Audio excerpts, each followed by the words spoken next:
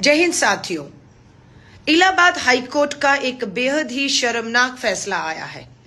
फैसला आया है कि बलात्कार के आरोपी को बेल दे देनी चाहिए और बेल दे दी गई है, ये कहते हुए कि बलात्कार का जितना दोषी आरोपी है उतनी ही दोषी वो पीड़िता भी है, क्योंकि उस पीड़िता ने खुद इस समस्या को आमंत्रित किया है।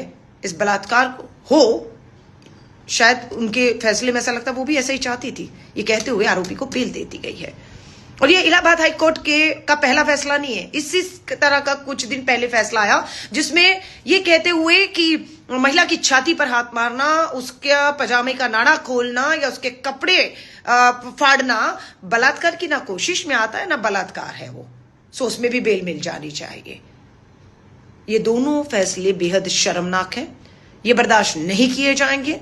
इन फैसलों के खिलाफ अगर उचली अदालतों में भी जाना है तो जाना होगा हमें, नहीं तो यूं ही हिम्मतें बढ़ती रहेंगी। बलात्कारी बलात्कार करके हमारी बेटियों को, बहनों को, आपकी बेटी बहनों को नोचते रहेंगे और कोर्ट में यह कहा जाएगा कपड़ा ही तो फाड़ा है, छाती भी तो हाथ मारा है, कोशिश की थी, कामयाब तो नहीं हुए ना।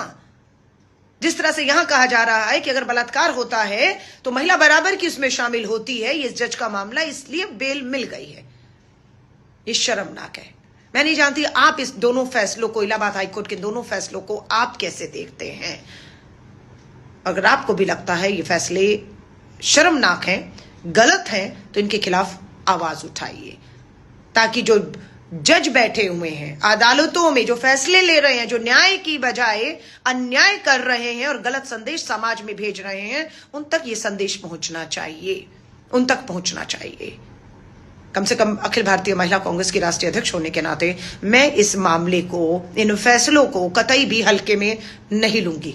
पूरे देश में इन फैसलों के खिलाफ अगर हमें आंदोलन करना होगा, सड़कों पर आना होगा, उच्च अदालतों पे जाना होगा, न्याय का हक मिलने तक, महिलाओं को सुरक्षा मिलने तक, इन अपराधियों को सजा मिलने तक अखिल भारतीय महिला कांग्रेस मजबूती से इस लड़ाई को अदालत के बाहर सड़कों पर लड़ेगी। ये शर्मनाक है, इसे बर्दाश्त नहीं किया जा सकता।